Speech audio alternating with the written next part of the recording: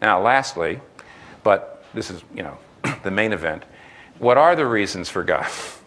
And I would say that there's a lot of ways of stacking these, but I would like to suggest to you that by and large, reasoning that ends with belief in God moves up a ladder, and I'm going to suggest 3 rungs. Now, I'm not saying that everybody actually who comes to believe in God moves along the ladder in exactly these ways, but I would say there's a lot of ways of stacking all the things that happen. Here's how I'm going to do it. I think at least it's a way of making sense of it. The first rung of the ladder is you come to see that disbelief in God takes as much faith as belief in God. That's the first rung. It takes as much faith to disbelieve in God as to believe. That's the first rung.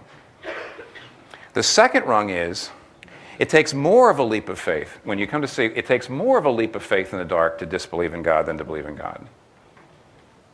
And the third rung of the ladder is you come to realize that whereas you can reason to a point of probability, it takes personal commitment to get to certainty. And if you move up those 3 rungs, you believe in God. Let me show you how that works.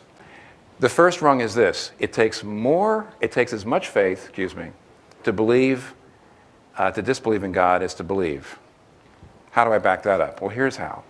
All of the arguments that purport to prove there is no God fall flat. See, all the arguments that you've ever heard that say there can't be a God, or even Christianity can't be true. See, if any of those stood up, then you could say Christianity can't be true, God can't be real. But if none of them stand up, if there's no way to prove there is no God, and therefore there is a God, then to live as if there's no God is an act of faith. Do you follow me? Let me show you some of the arguments. Here are the arguments that are usually brought up that say this is why there really couldn't be a God. First one, the main one, is the argument from evil and suffering. And that argument goes like this. Look at all the senseless, pointless evil in the world.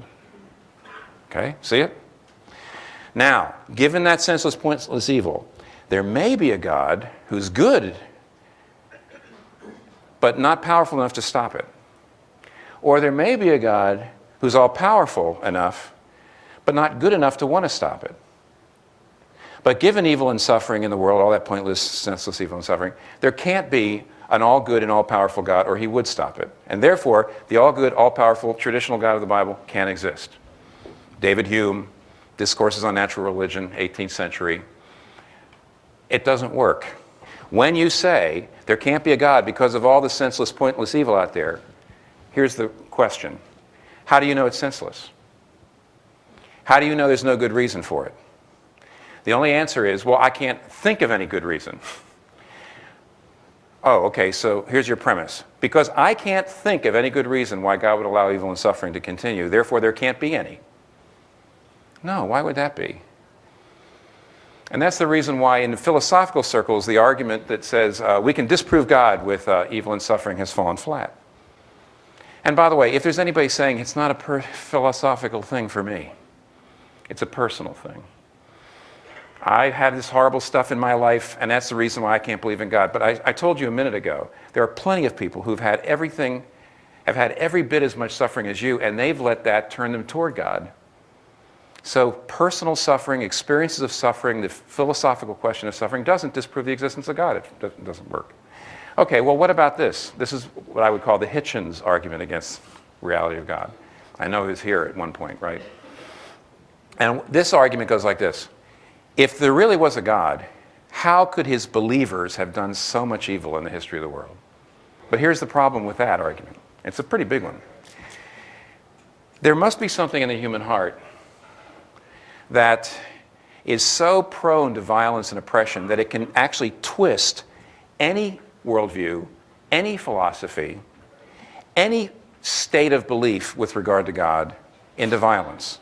So for example, Buddhism and Shinto, out of that soil grew the Japanese militarism of the World War II. Out of Christian soil grows everything from the Crusades in the 11th and 12th century down to today, people shooting abortion doctors. Out of Islam comes global terrorism. But out of atheism, is that the third time I've done that or the second time? It's going to be on the internet.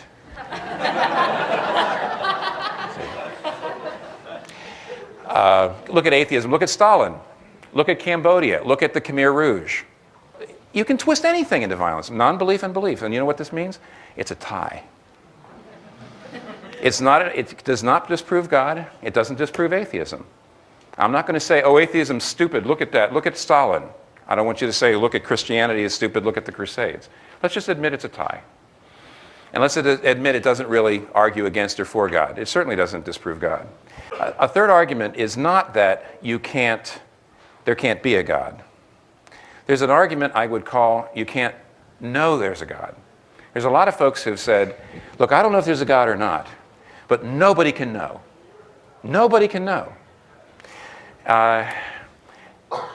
Leslie Newbigin has a great passage in one of his books. He was a British scholar, in which he says, here's how agnostics like to argue. They use the illustration of the elephant and the blind men. Have you heard that illustration?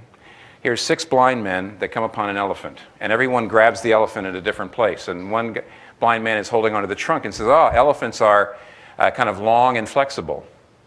And another guy has a hold of the leg and says, that's not true at all. Elephants are kind of thick and stiff and stumpy.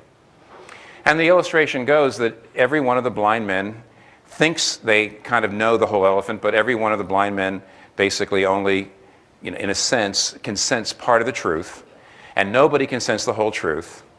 And so that's like the religions of the world. Every religion has a little bit of wisdom, but the fact is that nobody has the truth. Nobody can see the whole picture. Nobody can say, I know God truly. And Leslie Newbigin has a great spot where he talks about, he says like this, he says, this is a quote, in the famous story of the blind men and the elephant, so often quoted in the interests of religious agnosticism, the real point of the story is constantly overlooked.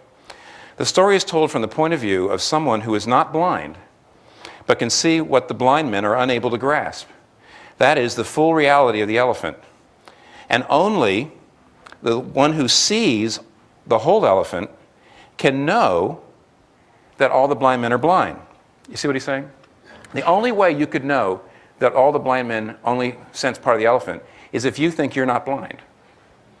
You can only tell the story from the standpoint of someone who is not blind. And so he comes back and he says, what this means then is that there's an appearance of humility in the protestation that the truth is much greater than any one of us can grasp. But if this is used to invalidate all claims to discern the truth, it is in fact an arrogant claim to the kind of knowledge which is superior that you have just said no religion has. You follow that? To say, I don't know which religion is true, is an act of humility. To say, none of the religions have the truth, no one can be sure there is a God, is actually to assume you have the kind of knowledge you just said no other person, no other religion has. How dare you? See, it's a kind of arrogant thing to say nobody can know the truth because it's a universal truth claim. Nobody can make universal truth claims. That is a universal truth claim. Nobody can see the whole truth. You couldn't know that unless you think you see the whole truth, and therefore you're doing the very thing you say religious people shouldn't say. So does that disprove God? No. Does it even prove that you can't know God? Of course not. You undermine yourself. But lastly, the main thing I've seen people say, to say, look, there can't be a God, and here's what they say. Until you prove there's a God, until you show me rational empirical proof, I don't have to believe in God. And therefore, until you prove there's a God, there is no God. Well, here's the problem. That's a big leap of faith. You say, what do you mean it's a big leap of faith? Sure. If you have a creator God, here's a God who created the universe.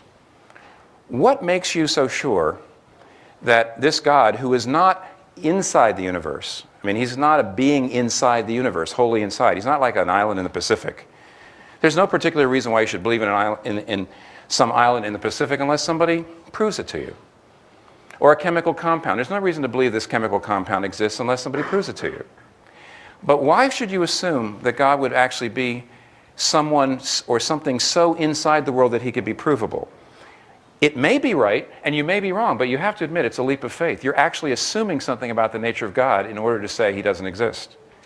You can hardly prove anything, and yet you live your life on the basis of that. So why should you say to God, if you're there, you prove yourself to me, or you have no response, I have no responsibility to you?